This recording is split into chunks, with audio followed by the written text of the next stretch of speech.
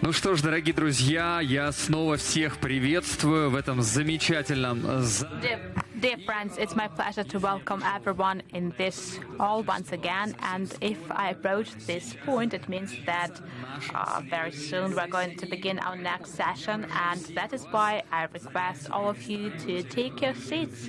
And people that are far from here, please enter the room. Take your seats because our next session is going to begin.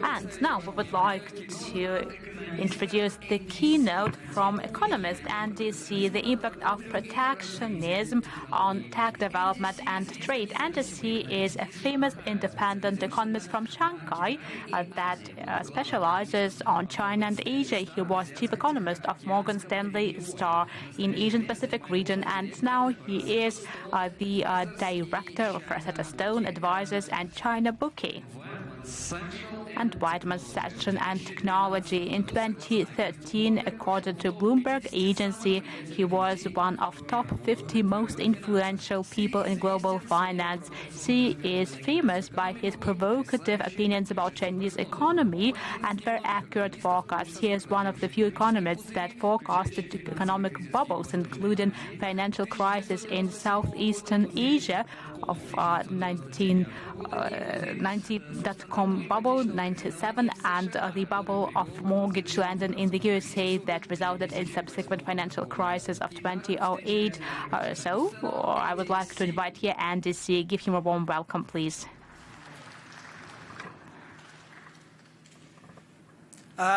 Thank you very much. I'm here to talk about the global supply chain disruption and where it's leading the world economy to. Okay, so I think this is a very important phenomenon in our lifetime. I think that we experienced globalization for 30 years and global division of labor across the world, creating efficiency, and that led to a very high economic growth rate over the last 30 years. Okay, now this is a turning point. And it's unlikely to improve. In fact, I think that probably things will get a lot worse before they get better. Now, first, I want to emphasize why this is happening. You hear a lot of stories about geopolitics, independence, and security, and so forth. I think the very important reason, possibly the most important reason, is competition. Okay, and in 20 years ago, in 1998, China reformed its economy, and an important part of that is to become the factory of the world, and to partner with global capital in so-called joint venture model to develop both Chinese domestic market and as well as the export market. Okay, so that made most multinational companies very happy, global companies very happy, because Chinese were cutting the cost of parts, components, or the whole products. And we saw the profit margins on the global capital improving over the last 20 years. We got this tremendous stock market boom that you have seen. And this lower cost also allowed the central banks to increase money supply, so that made most people pretty happy. Okay, so I think that the global capital expected China to remain in its place as the factory of the world. Okay, so now in China, there are two things have happened over the past 5 or 6 years. One is, you would expect companies that have become big, grown up, they want to do more. They have aspirations. So 5 or 6 or 7 years ago, we started seeing Chinese companies want to go all the way to the top of the value chain, not to work for another global company. Instead, they wanted to sell the products to compete. And that started triggering, the trade war happened afterwards, was directly, I think, linked to that.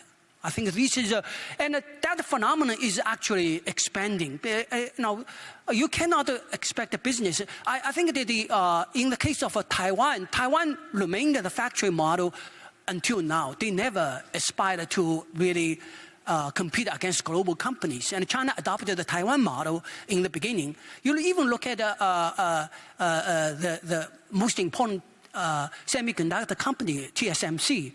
It is actually working for other people. It's not competing against the other companies. So its model is to work for other people. So it's at least just the highest level of doing stuff for other people. And I think Chinese companies don't like that. So they are now. So this is very important on the business part. The other part is on the labor market part. China's the millennials have risen, and they are really taking over the management, middle-level management. And many of those millennials have their own companies, startups. So China was built by baby boomers, the people who were born in the 1950s, 60s, and much of the 70s. They really focused on building, right? And like the whole country was a construction site for many years, and together with the migrant workers, they built the country, the cities, and the infrastructure, and the factories. So they didn't aspire for more, and they were happy with the economic growth, the improving living standard, and so forth. But we have a different generation now. They grew up during prosperity, and they grew up with technology. And they don't like the jobs that the baby boomers were doing. I'm not saying baby boomers have not retired; they're still doing their own thing. I'm just saying that the next generation, they don't want to do these jobs, and they want to do more higher value jobs. But the factory model does not bring these jobs. You see, the factory model, you work for somebody else. The global company will have the jobs for R&D, for marketing, for management, and so forth. Okay, so in the China, the factory model, the best jobs are somewhere else, not in China. And we have all these overeducated generations coming. You know, China's college enrollment rose from 1% 30 years ago to like 70%.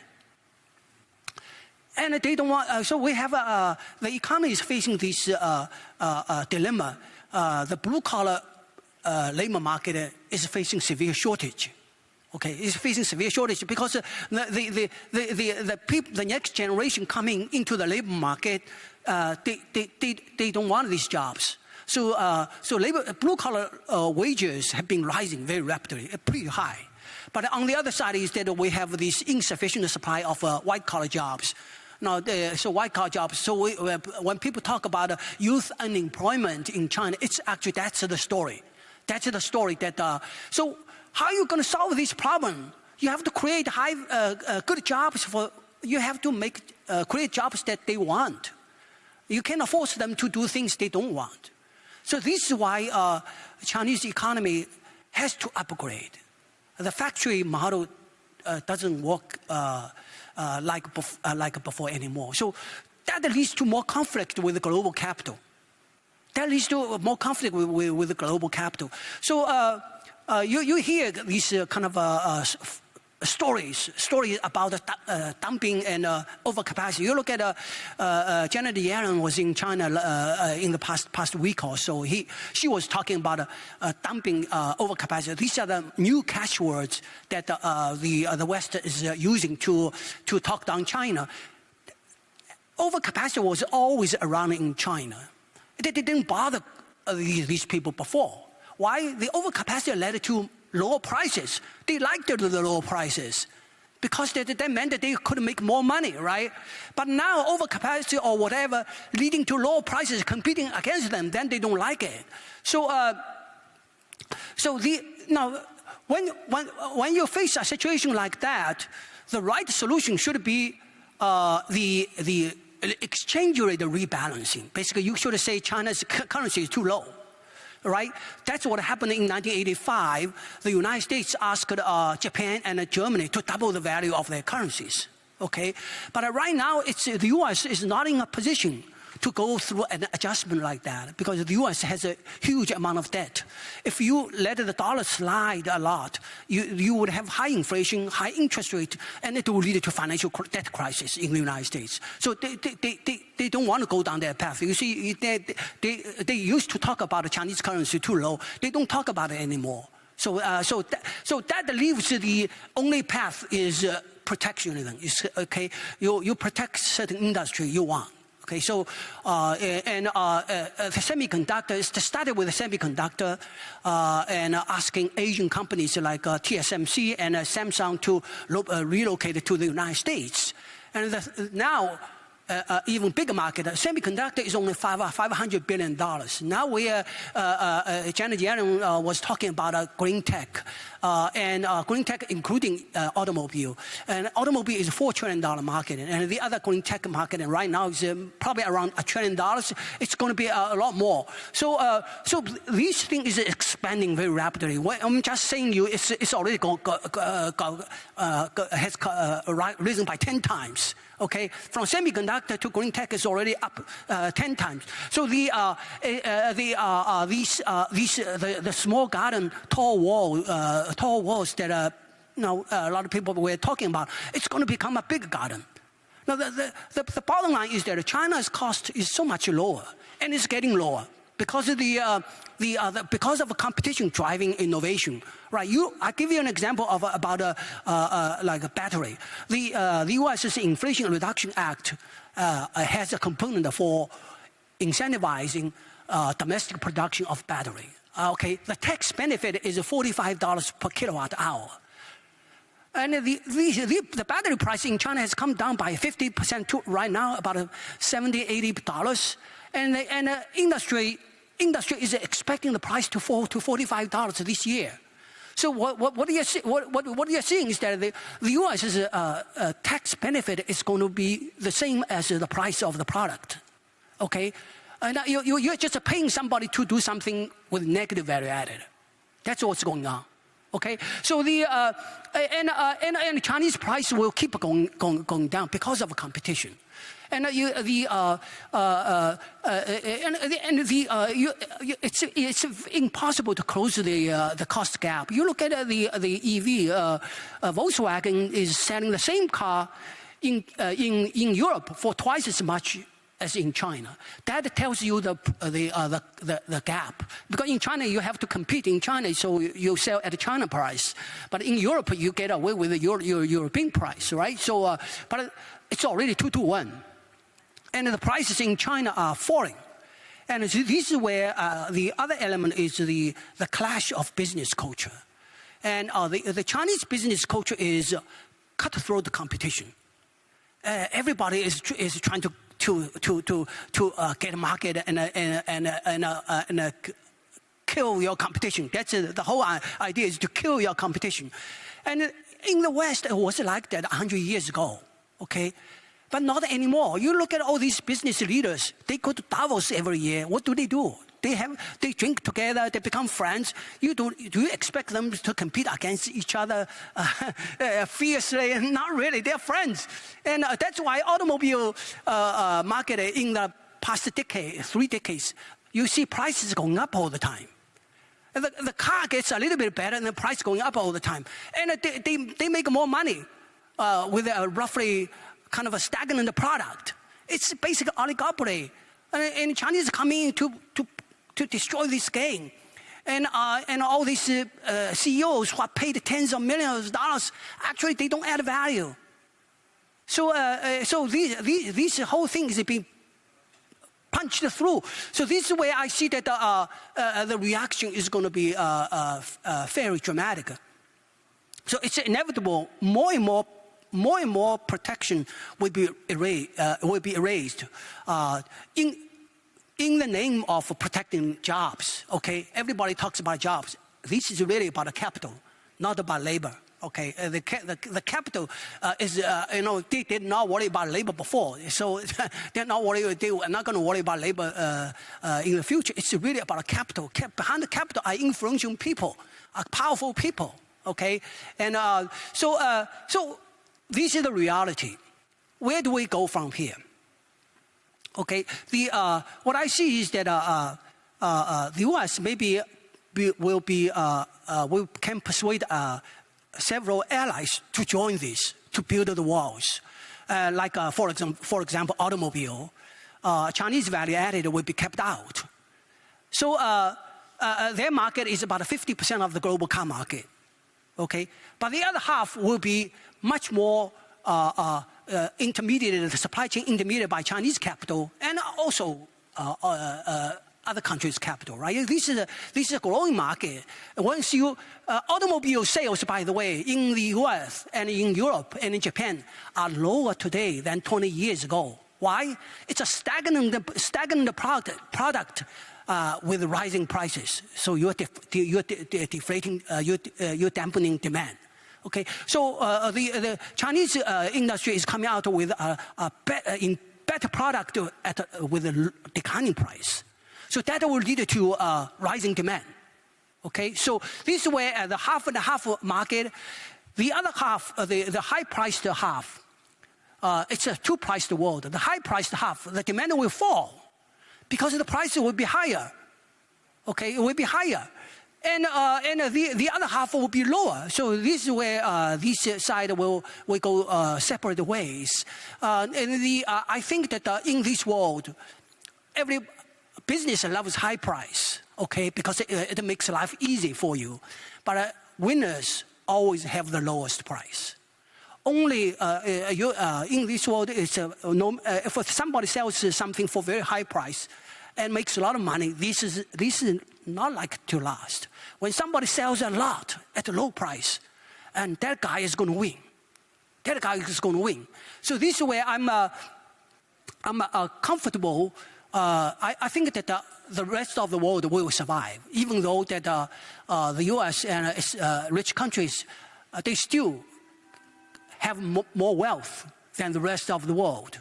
But if the wealth will go down, if you pay more and more for the same stuff, you're going to your wealth will decline.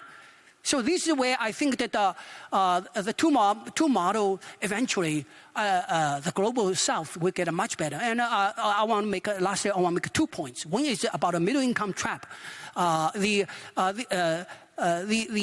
lot of developing countries are in so-called middle income trap. It's basically their per capita income is between $10,000, kind of below $20,000, and they cannot fully enjoy modern middle class lifestyle because the money is insufficient to buy to pay the high income price. When Europe and the United States sell something to you, it's at their price. Okay, your per capita income is much lower, so you cannot afford so much. So you cannot enjoy fully middle class lifestyle, right? Now, once the supply chain is separated between the high cost and low cost, and the low cost supply chain actually makes stuff affordable to middle income economies. I believe that this will become a virtuous cycle. So the countries that have a $10,000 or $20,000, between $10,000 to $20,000 per capita income, they can enjoy lifestyle like $40,000, $50,000. This is, I think, this world is coming. This world is coming, and it will lead to a virtuous cycle. Demand and the low-priced technology will make these people in these countries more productive, and they have more purchasing power. Okay, so this is the loop that's going to work out, I believe. But on the other side is you look at the high-cost economy. Does protectionism work? Developing countries tried that from 1950s to 80s. Only in I would say in 2 cases it worked out, in Japan and Korea. But you must have really good policies for protectionism to work. What the Korea and Japan did is that they fermented a domestic competition. They got people to compete inside. Okay, the market is protected, but you have to compete inside. Then they have the export test that you enjoy the domestic market and you must export to show that you are worth something. Okay, so this export test, the so-called East Asian export model, really shaped their competitiveness. So that's why they became more and more competitive. Then eventually you can take your tariffs down, abandon protectionism. These companies are competitive globally. So that would be the right strategy to work out. But it's very hard for me to see how that Europe or North America will pursue a policy like that. I just don't see that.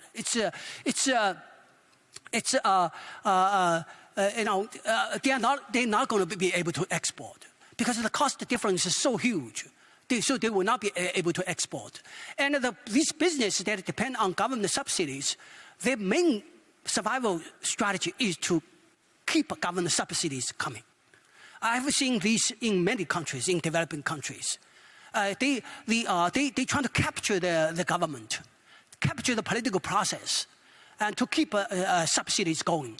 So eventually, you end up with inflation going up, growth rate going down. So at some point, you're going to have a crisis. So at what point this will happen? I think this kind of separation of supply chains is not going to last forever. It's not going to last forever. At some point, they will merge.